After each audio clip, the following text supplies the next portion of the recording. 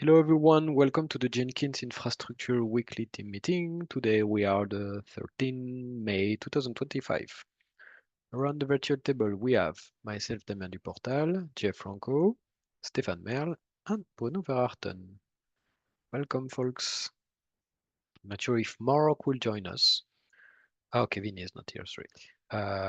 So let's get started. First of all, announcements. Last week, the weekly release 2.509 was successfully released. You have a link to the thread in Elements that lists the different steps.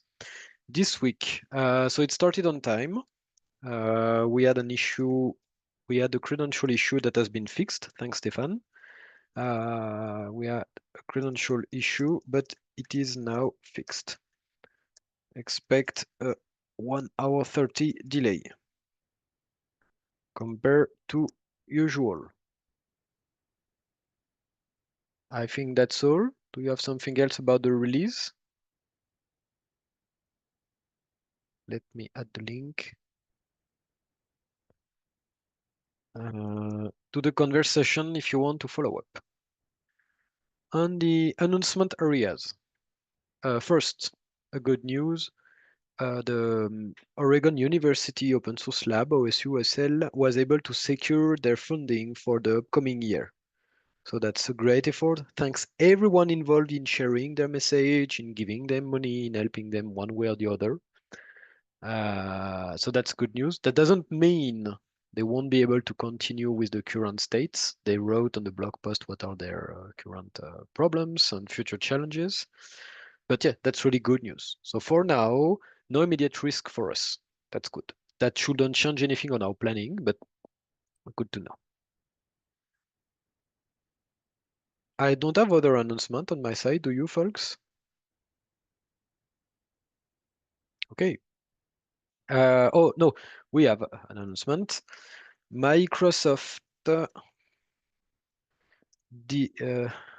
won't give us more credits, but they accepted to extend the expiration date of current credits to end of August instead of end of May.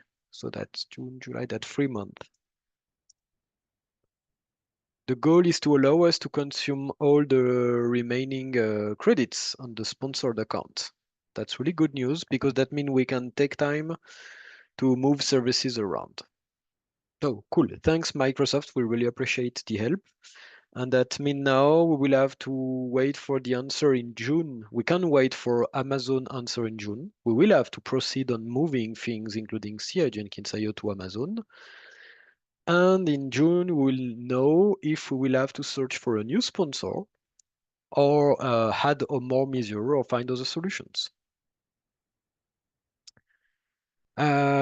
That's all for me on the announcement. Something else for you folks?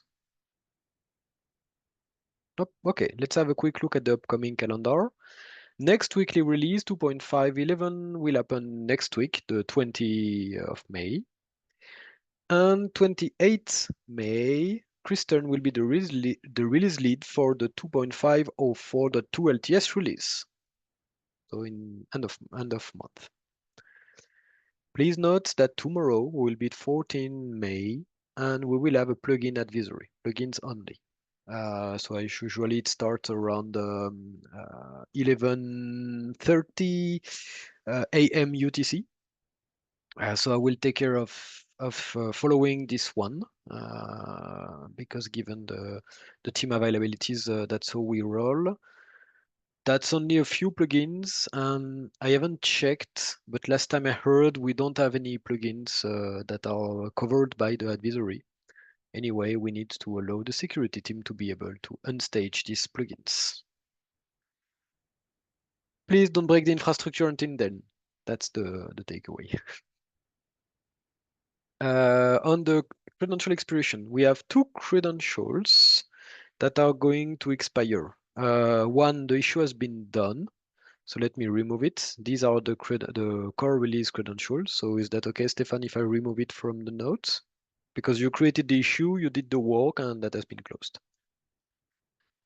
which mean in the upcoming 3 weeks, we only have one credential. We have an issue has to be created, an automated pull request is visible to everyone. That's a credential. So worst case, that one breaks our update CLI processes. But ideally, we should have to the issue and fix it in the upcoming milestone. I don't have any major event in which you can cross path with the Jenkins Infra team member. So I propose we jump straight to the cloud budget part. Any question on the calendar? Things to add? Things to clarify? Okay, so on the cloud budget, we see the effort we did on moving things out of the CDF subscription. So the forecast is at 3.2. Our goal is to be below 4.3. Ideally, 4.5 is the max. So that means we are not spending money now that we might have to spend in the end of the year if we are running out of sponsors. But that's a good thing. In any case, that's a long-term good thing. That's what we are doing here. On the sponsored credits, we have consumed 4.8K, forecast at 12K for the end of the month. So that means since the expiration date has been extended, we should be able to finish June. That allows us to move end of June, beginning of July to AWS. We might do things earlier so we can spend all the credits end of August because not only we have CI, but we also have all the ephemeral agent of trusted infra and certs, our private controllers. We also have part of the mirror bits redirection system, the Redis database and the few storage here. So the more time we have here, the more time we can get to 0 credits available. Okay, for everyone? That means no rush for end of May. So we are in a good position. The more we can make that thing last, the better it is. Hello, Kevin. Any question on the Azure consumption? Nope. Digital Ocean, everything is normal, nothing to say. Same on AWS Cloud Bees, and the AWS sponsored account is still at low, really, really low consumption. That will be less than $6 before end of May. So let's keep it as it until we start using it. On JFrog, so I haven't updated the storage, but it was around 130 terabytes I need to complete. So we, thanks to Darren and Mark White's work, we were able to remove gcenter. That's almost 2 terabytes of storage deleted. That's really good. On the bandwidth part, we still have a forecast at around 20 terabytes. Looks like it's an incompressible, non-compressible top-level threshold. So we are inside the boundaries that JFrog has asked us until now. So really good and no action expected here. That's all on the cloud budgets. Do you have questions, things to clarify, or shall we and can we continue? 1, 2, 3. Okay. So in that case, let's move to the task we were able to finish during the milestone we are closing today. So we have a few updates. Thanks, Stefan, for taking care of the Azure Vault credential. We might have something to add to the process. Yeah, we If need it's to okay. enhance the issue to make sure I don't forget to restart the pod. We should enhance the issue and or pair to avoid to detail how to force apply the new credential value. Or to have a job to test. Add a test job. I agree. Having a test job that spin up a container and just do the first steps would help also. Good idea. Are you okay to take care of this since you are the person who made Yes. this update on the previous one? With pleasure. I don't mind to help on the test job, but I guess yep, that's not a complicated one. Same area, the DigitalOcean personal access token have been updated. So Terraform jobs work, it's okay. On the OCOSL area, we were able to tombstone and kill the last virtual machine they were hosting for us. These machines were empty with no usage except us upgrading packages since the past 3 months. So we asked them to delete the machine. We didn't had any more data. Edamame and Lettuce were used for hosting Confluence and Jira in the past. Jira is now hosted since at least 3 years by the Linux Foundation, if not 5. And the other one, Confluence, is now Wiki Jenkins IO, which is a static export of Confluence. So it's a static website running in Azure. We initially planned to use these machines as a permanent agent for CI Jenkins IO, but given the OSU situation, that's a lot of CPU and memory that has been reclaimed they can use for other open source projects or for them, or decreasing their costs. So we don't have usage and we don't have time to spend on this machine. They also let us know that a machine named Radish was still up and running, but we didn't have SSH access anymore. This used to be the old Puppet master. No worries, it was empty because I cleaned it up years ago, but I thought it has been reclaimed by OSUSL, it wasn't. So they also deleted that machine. And finally, we had a few configuration leftover DNS, Puppet code, so we cleaned up all of these elements.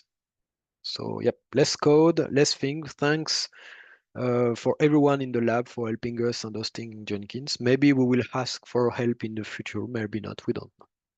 But for now, let's avoid having empty VMs.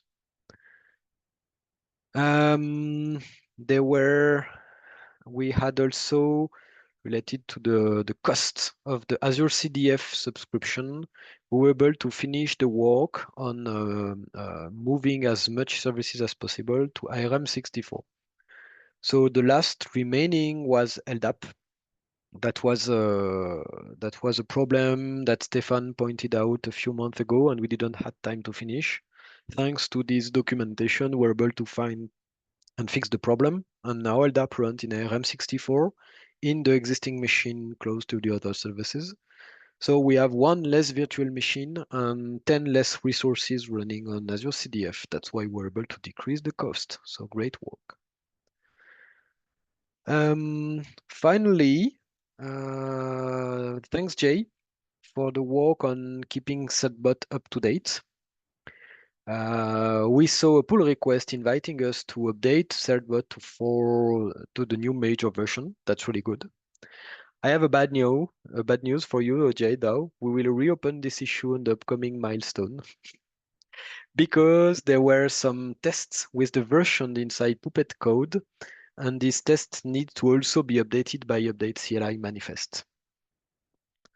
And for this, I'm not sure. We might have different solution in Puppet to avoid doing regex, but yep, that one is failing the test. You can see that on the pull request for subbot that has been automatically opened thanks to your work. You see the tests are failing. Yeah, Uh, they were yep. open. To reopen as the Puppet aspect test need also to be updated by the manifest. That's minor thing, that's okay. We forgot about this. It's just we have to track this. That's why we're mentioning it. In any case, that means we'll be able to keep a recent version, and trust me, with Certbot, you discover you need a new version when it's the worst moment ever. So with this, we will control when we keep these updates. So thanks, Jay. Are there anything else that we closed that I forgot to mention? Oh, okay. Now on the work in progress, on the current milestone, reminder, each of these tasks we need to decide if we continue working on them, delay or close them. First one. I'm taking them in the order, not by priority. Thanks, Stefan, for opening that issue around Docker Builder. So the top level goal is to move this image to provide an ARM64 version. What is hidden behind this? What problem does it solve? Because we don't need to run this image on ARM64 today. Long-term goal, use Packer all-in-one instead, which requires ARM64. Because yes, if we use Packer, we build on both CPUs. So if you cannot build on ARM64, you cannot deprecate Docker Builder in favor of the Packer all-in-one. So that's why that work is needed. We need both. Stefan, can you give us a description of the status of this one? Because it's built of subtask and I haven't followed the latest changes. Can you give us a heads up on the status on this one? Yes, I had to have a new version for a tool called Typo, which has ARM64 compatible version only for the new versions, and asked, I'm sorry, I forgot his real name, Gavin. Gavin, to upgrade a tool that is a check style for Typo to be available in ARM64. Right now, I'm putting it together to make sure that it can build. The last little problem I have is with the ARM64, just the word, to make sure that I can manage to get that word instead of ARM64. ARM, sorry. Close to the win. To be tracked and bumped And yeah, of course, with I did also all the compat update CLI to make sure that we track everything. image. Almost there. Okay, cool. Thanks, Stefan. Yeah, if you have a little comment that send the R64 instead of ARM, I'm taking it to avoid the if. Okay, we'll look on this later. But Thank yeah, you. that's minor problem. Worst case, we stick with the if for this one. Yeah, of course. Any question? Nope. Okay. Next issue, OSU/SL. So Stefan and I spent some time on knowledge sharing session around all the scripts involved in this. Next step, need to provide diagrams with the upcoming steps. So to summarize, we have two main processes that are synchronous and one main which is asynchronous. When we release a new Jenkins core, so like today or during an LTS release or a security core release, we have a process that generates files, Debian package, indexes, WAR file, and many things that then we have to copy on the numerous locations from where we serve them to users. Numerous locations, because depending on the kind of item and its size, we don't use the same technique.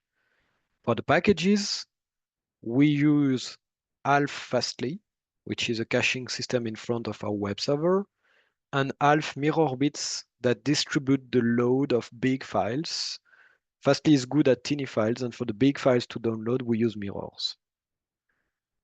Second asynchronous process is the update center that runs every 10 minutes, that generates a few binaries and a new JSON index and a few other text files. We need to copy that to web servers and to also a set of mirrors. Finally, we have a process that synchronizes the legacy machine name PKG, which used to host everything, update center, packages, downloads, everything. And now it has been scattered around 3 to 4 services. There is a cron that used to copy everything to the OSU/SL mirrors because they were the reference mirrors in the past. So we know what we need to do. Next step, work on archive. Because now The reference mirror is archive Jenkins IO and not OSU/OSL anymore. It has been since 1 year as reference mirror. So the first step and an upcoming step for us, besides providing diagrams for explanation, will be to set up archive to be sure that all the other mirrors retrieve data from archive instead of OSU/OSL. Then it's described in the issue, we will have to update by tiny increments the copy script from the three processes I mentioned. Update center generation, release core generation, and the every 30-minute cron tab routine. We will need to update on archives and then let archives asynchronously update OSU/OSL. So we need to shift the pattern. Then the next step, Stefan and I discuss, we will see when we will get there because we have at least 7 atomic changes to make. We don't know in which order. So let's start with these 2 main steps. We know we require them and then we'll see. Any question on this one? Okay. Next step, Jira update. Mark, no news from the Linux Foundation, who host our Jira instance. Mark takes care of this. We don't have any emergency because the LTS expiration is end of September. Now I see Packer Image use API Adoptium Net for update CLI installation of JDK. So that one is a preliminary for upcoming JDK 25 tool for developers. Is that correct, Stefan and Bruno? It's a preliminary, right? Exactly. Yes. Okay. What's the status of this task? I don't remember. The update clip part has been done, but need to be redo to split the pull request in smallest atomic Okay. change, and that's all. Nothing done on the provider side. In per feature, starting with the current things. Okay. Current update CLI manifest. Thanks. Exactly. Oh yeah, I remember that we spoke yesterday. Yeah, Okay. there's only one manifest now for all the GDKs, but Yes, but that's not the first pull request. exactly, I need to split it. You got it. Don't do creep scope is the adage of the day. Everyone here around the table did the creep scope. You know, that's a scope that keeps increasing because you want to improve, improve, improve. Yeah, Damien doesn't want me to walk too fast. I'm Uh, slowing don't down. don't get me wrong, I do the same all the time. Anyway, next step, we have Puppet Jenkins IO migrate to DigitalOcean. So I failed to use a Docker image for Puppet Master. The only available Docker image are Puppet open source, which we don't use. We use Puppet Enterprise. There are no available Puppet Enterprise version with this version, unless we start upgrading to recent Enterprise version, which we might or might not have access to, depends, because we have to contact the sales manager. And you cannot restore a backup from an enterprise to an open source version. You can do the other way around, of course. So basically, we're doomed. So we need to take a decision. Either we stop that migration and we keep the current machine and we cross finger, we use a snapshot and we revert the snapshot if needed.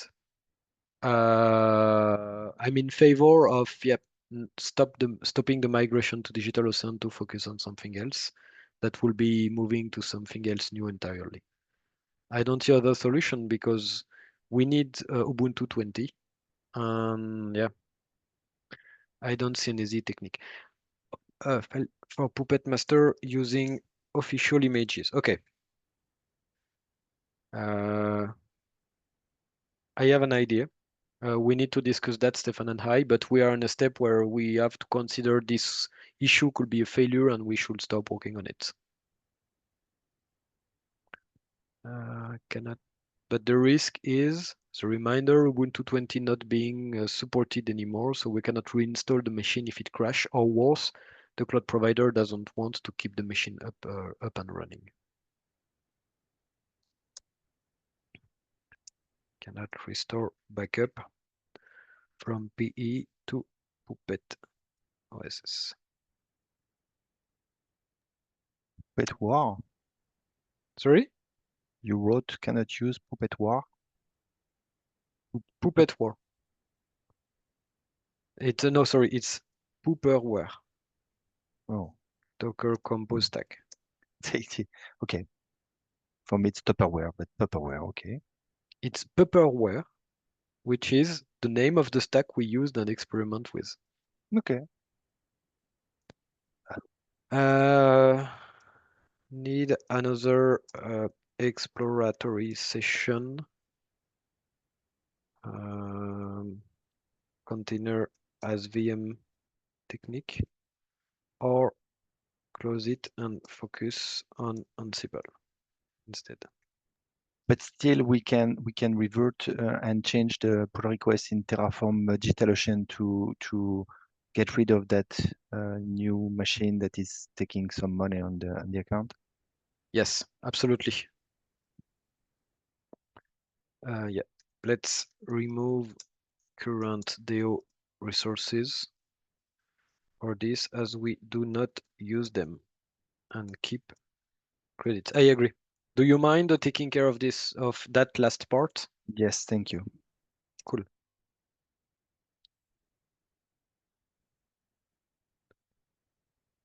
Any question? Nope. Okay. Now a point on cloud usage. So we have decreased the size. Okay, delayed of 2 weeks. Because we have worked enough to be sure that we are safe and we can reach the end of the year theoretically. Need to add issue for CIGO bomb. That's the only thing, and then delaying of 2 weeks. 1 week, sorry. I haven't seen time passed. We won't be able to work except the issue on the upcoming milestone, but in 2 weeks we'll be able to start working again on this one. On the elements, on the next step elements we detected on costs, we have work on the Redis part. So we can see if we can host an ARM64 Redis instance inside the current cluster. So we could get rid of the managed Redis instance. And so we won't have to pay for Redis after end of August or after we run out of sponsored credits. The second one is tied to the OSU-SL mirror dependency and the script I mentioned earlier, because we are sending a lot of data out of Azure to Amazon, DigitalOcean, and other places. So if we can rationalize this data that we send to mirrors, that could help us to get less outbound bandwidth, which costs a lot now, since we decrease all the other top-level items, of course. So that's all for that one. That's just one issue to write, because the top-level priority for us, if we want to reach the end of year, will be to decrease the cost of the bomb builds. And we have a clear idea on where we have to go, but we have to write it down and then make it happen. Any question? Okay. Another top-level topic, infrastats. So I will meet with Andrew this Thursday. Then knowledge sharing knowledge sharing with Stefan. The goal is to see if Stefan has question. That means I misunderstood something and we need to close the loop with Andrew until we can generate the statistics. Okay? I restarted the VPN multiple times last week and I saw a lot of KK connection log. So I guess his new fix is working. Controller GDK1 topic. So I've asked Stefan to delay. GDK 21. I said one. Sorry, GDK. Okay, I'm a bit tired. Sorry. Thanks. GDK 21 that was delayed. So for the upcoming milestone, Stefan, I will need to prepare the timing and the plan for when next week do you want to perform the GDK 21 change, and you need to prepare your battle plan. Exhaustive list of all the elements that are needed to move at which moment based on the timeline. Moving to GDK 21 before or after the release. After, let you more time, but that means you have to wait for the weekly release the week after. We can start quickly. You have CI, you have Infra, CERT, and you have five controllers to move. Is that okay for you? Ready to prepare the battle plan? Yes, I was supposed to do that with Jay, so yes. Good. And so the Ubuntu 22.04 for upgrade campaign. So back to backlog until we solve the Puppet problem.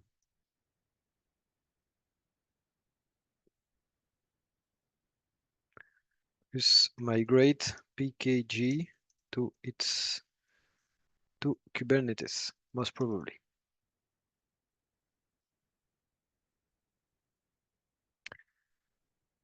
That's all on the work in progress items. Are there any question, anything else to add?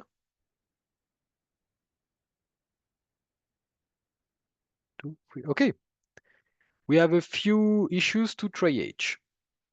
First, we still have the GDK 25 integration.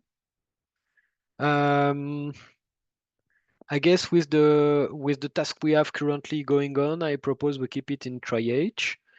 If we are able to finish everything, then that means after the whole packer, the whole update CLI adoption stuff has been changed, then we can start moving on this one. Especially Stefan, the issue you are currently working is about updating update CLI and eventually the factorization you mentioned.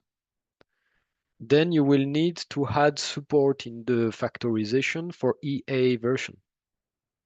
You mustn't integrate it in the current issue here. You have to start working on this one. So that's still the same repository, same code area, but these are two distinct subjects, right? So my proposal is that the pull request that will introduce the EA support on the factorization you were planning to do will mention the GDK 25. And when you are ready to do this one, then you can add this to the current milestone. Otherwise, if you don't have time, we wait for 1 week. Any question, confusion, objection? Nope, okay. For the rest, Chinese website, we don't have time for this right now. The new cluster publicates. We might or might not want to migrate it, but not for the upcoming week, so it stay on triage. We have a few other things that should happen during the summer. Cloudflare is still buggy, and eventually weekly CI will be considered candidate in 2 weeks. The rest are really old issues that we can keep outside for now.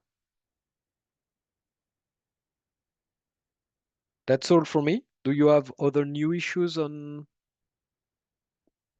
you want to speak about or mention? Nope. Do we have new issues opened by someone else? OpenShift Sync plugin.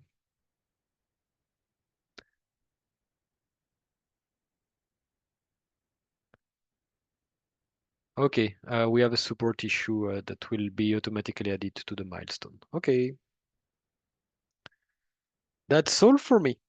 Any other topics you want to mention before we close? Nope. Okay. So for people watching us, see you next week. For the others, see you in a few minutes Bye-bye. or hours. Bye bye.